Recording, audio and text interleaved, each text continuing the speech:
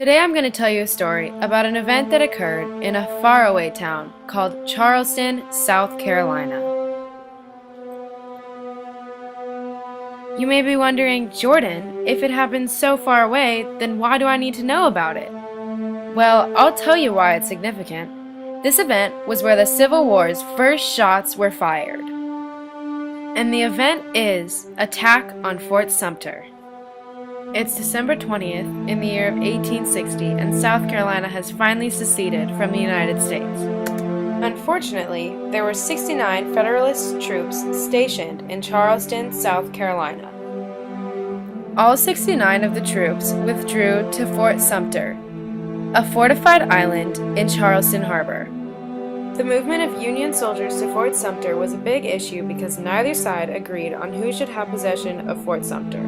North considered the fort to be property of the United States government, but the people of South Carolina believed it belonged to the new Confederacy because it was located in South Carolina.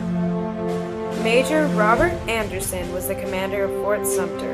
With 6,000 South Carolina militiamen surrounding the harbor, Anderson and his soldiers were cut off from reinforcements or supplies. As one of his last acts, President James Buchanan sent 200 soldiers and supplies on an unarmed merchant vessel called Star of the West, but had to retreat due to getting fired on. February of 1861, Jefferson Davis became the official president of the Confederate States of America. And on March 4th, 1861, Abraham Lincoln became the official Union president. So here's the problem.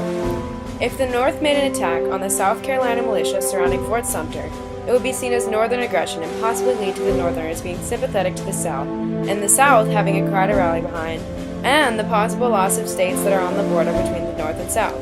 But if he ignores the issue, his men will die and/or have to surrender Fort Sumter, which would show weakness in the North and rally the Southerners even more.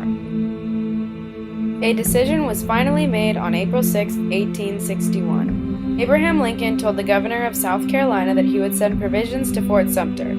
He promised not to send arms or troops unless South Carolina attacked.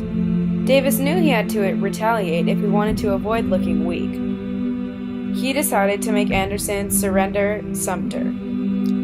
Anderson refused. The Civil War began at 4:30 p.m. on April 12, 1861, when a Confederate artillery commanded by General Pierre Gustave T. Beauregard opened fire on Fort Sumter. Captain Abner Doubleday ordered the first defensive shots to be fired.